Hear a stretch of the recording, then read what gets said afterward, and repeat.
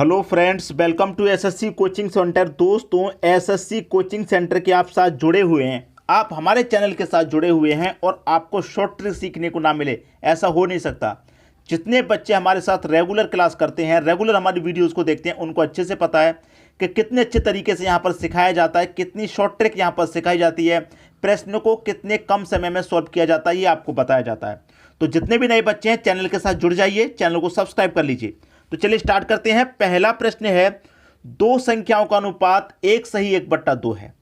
घुमा दिया प्रश्न ने, 1:1/2 अनुपात है 2:2/3 है। इनमें से प्रत्येक को 15 बढ़ा दिया जाए तो अनुपात 1:2/3 अनुपात 2:1/2 हो जाता है। तो इन संख्याओं में सबसे बड़ी संख्या कौन सी है? पहली संख्या, दूसरी संख्या, दो संख्याओं की बात है। अनुपात कभी भी इस फॉर्म में नहीं होता, कभी भी बट्टे वाली फॉर्म में नहीं होता, गलत तरीका होता है, उसको सही बनाना है। सही बनाइए। 2 1 कम 2, 2 में 1 जोड़ेंगे 3/2। कितना हो गया ये? 3/2 अनुपाते 3 दूने का 6, 6 में 2 जोड़ेंगे 8/3 हो जाएगा, 8/3। इसको भी सॉल्व कीजिए। 3 1 कम 3, 3 में 2 जोड़ेंगे 5/3 हो जाएगा, 5/3। 2 दूने का 4, 4 में 1 जोड़ेंगे 5/2 हो जाएगा। ठीक है, अब सॉल्व करेंगे। देखिए पहले इसको सॉल्व करते हैं ऊपर वाले को। तो देखिए 3 त्रिक 9, 2 अट्ठे 16, 3 त्रिक 9, 2 अट्ठे 16। क्लियर? अब देखिए मैं कहता हूं कि इसे अगर आप 9x मान लीजिए, इसको 16x मान लीजिए, तो क्या इसके मान में कोई फर्क आएगा? कोई भी फर्क नहीं आएगा, ये बात आप अच्छे से जानते हैं। ठीक है, अब ये वाला अनुपात रह गया है, इसको सॉल्व करेंगे।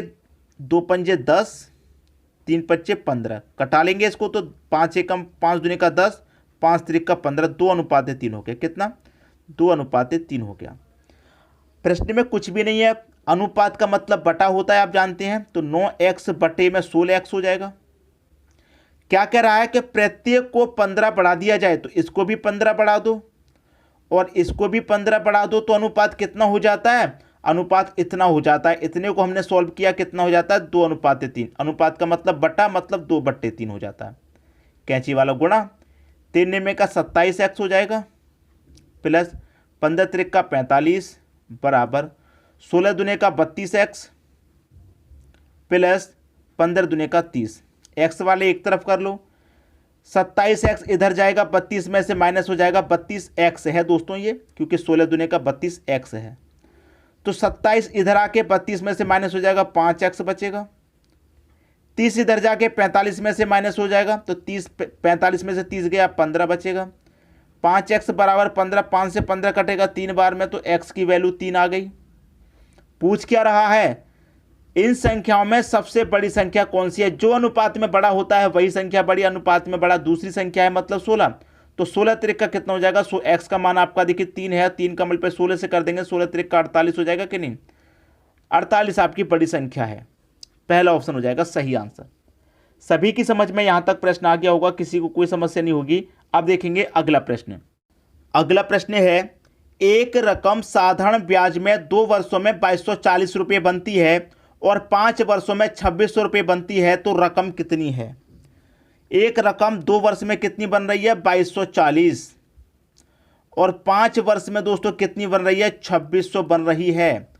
2 वर्ष में इतनी बन गई, 5 वर्ष में इतनी। अब 2 वर्ष से 5 वर्ष में जब बढ़े आप, तो 3 वर्ष बढ़े, और 3 वर्षों में रकम कितनी बढ़ गई? 2240 से 2600 हो गई, तो कितनी बढ़ गई? सीधी सीधी 360 बढ़ गई कि नहीं भाई? 3 वर्ष में 360 रुपये रकम बढ़ रही है, तो 1 वर्ष में कितनी रकम बढ़ेगी?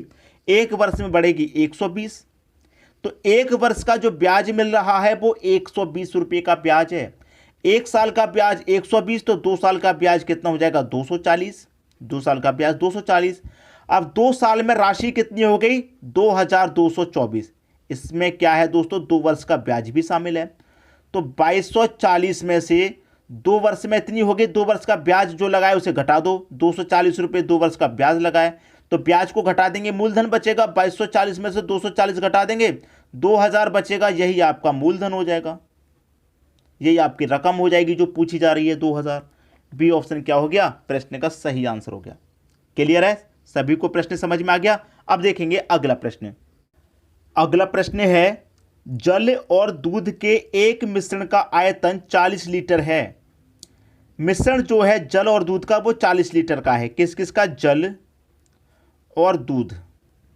ठीक है, 40 लीटर का मिश्रण है।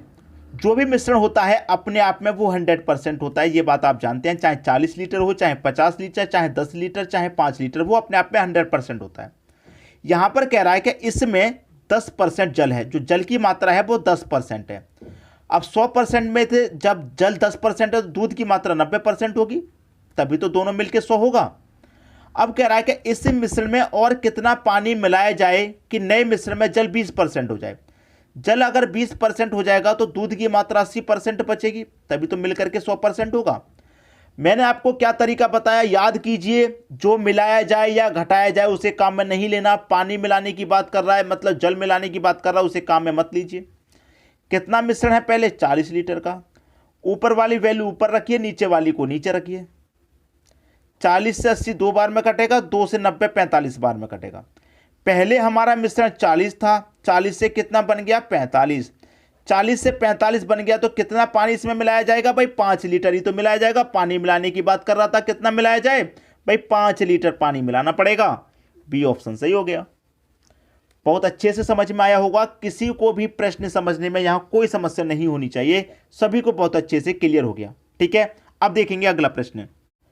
अगला प्रश्न है, यदि किसी संख्या को 133 से विभाजित किया जाता है तो शेष 21 बचता है। यदि उस संख्या को 19 से विभाजित किया जाए तो शेष क्या बचेगा? बहुत ही बढ़िया प्रश्न। ऐसा प्रश्न दिया जाए तो उसमें 3 संख्या होती हैं। पहली संख्या दी गई 133, दूसरी संख्या दी गई 21 और तीसरी संख्या दी गई 19। इस तरीके से है, पहले वाली संख्या पहले, दूसरी वाली बाद में, तीसरी वाली लास्ट में। अब क्या कह रहा है? उस संख्या को 19 से विभाजित करना। 19 से विभाजित करना है किसको? हमेशा याद रखना, जो लास्ट वाली संख्या होता है उसी से विभाजित करने के लिए कहेगा। उससे विभाजित करना है आपको बीच वाली संख्या, हमेशा याद रखना, बीच वाली संख्या। तो 21 में विभाजित करेंगे 19 से, तो 19 एकम 19 कटेगा। 21 में से 19 कट गया, शेष कितना बचेगा? 2 शेष बचेगा। पूछा क्या है प्रश्न में? 19 से विभाजित किया जाए तो शेष क्या बचेगा भाई? 19 से विभाजित करेंगे तो 2 शेष बचेगा। बी ऑप्शन सही हो गया। क्लियर है? हमेशा याद रखना, 3 संख्याएं होती हैं ऐसे प्रश्न में, तो तीसरी संख्या से डिवाइड करना होता है दूसरी संख्या में। क्लियर है? तीसरी संख्या से डिवाइड करना होता है दूसरी संख्या में। डिवाइड कर देंगे, जो शेष बचेगा वही आपका आंसर होगा। क्लियर हुई बात? अब देखेंगे अगला प्रश्न। अगला प्रश्न है, किसी 2 अंकों की संख्या एवं संख्या के अंकों को परस्पर बदलने से प्राप्त संख्या का योग 110 है, तो संख्या ज्ञात करो जबकि उसके अंकों का अंतर 4 है। ऑप्शन में सबसे पहले नजर डालिए, किन संख्याओं का अंतर 4 है? 3 और 8 का अंतर 4 नहीं होता, ये ऑप्शन गलत हो गया। 7 और 3 का अंतर 4 होता है, ये सही हो सकता है। 4 और 8 का अंतर 7 होता है, ये भी सही हो सकता है। 8 और 4 का अंतर भी 4 होता है, तो अंतर 4 होना चाहिए। और उन संख्याओं का योग 110 होना चाहिए, तो वो संख्या कौन सी है? ये तो गलत हो गया। अब हम दूसरा ऑप्शन लेंगे, 73 ले लेते हैं। 73 हमने वो संख्या ली, और संख्या के अंकों को बदलने से, संख्या के अंकों को बदलेंगे तो 3 पहले आ जाएगा, 7 बाद में। ठीक है, बदलने के बाद उनका योग 110 आना चाहिए, तो 3 और 7 10 का 0 कैरी का 1, 7 और 3 10 कैरी का 1 11, 110 योग आ गया। योग की बात कर रहा है, योग 110 होना चाहिए, तो 110 योग आ गया। और इनका अंतर भी 4 है, और इनको बदलने से योग भी 110 आ गया, तो वो संख्या कौन सी है दोस्तों? बी ऑप्शन है। इसको चेक करके देखेंगे, 48 लेंगे आप, इनके अंकों को बदलेंगे तो 8 पहले आ जाएगा, 4 बाद में जोड़िए, योग 110 आना चाहिए। 4 और 8 12 का 2, इकाई अंक यहाँ पर 0 है, यहाँ पर 2 आ रहा, तो ये तो वैसे ही गलत हो गया, वही यहाँ पर आएगा। तो पी ऑप्शन आपके प्रश्न का बिल्कुल सही आंसर हो जाएगा। मैं उम्मीद करूंगा कि सभी को प्रश्न बहुत अच्छे से समझ में आ गया होगा, किसी को भी प्रश्न में यहाँ कोई समस्या नहीं होगी। ठीक है दोस्तों, वीडियो देखने के लिए आपका बहुत बहुत धन्यवाद।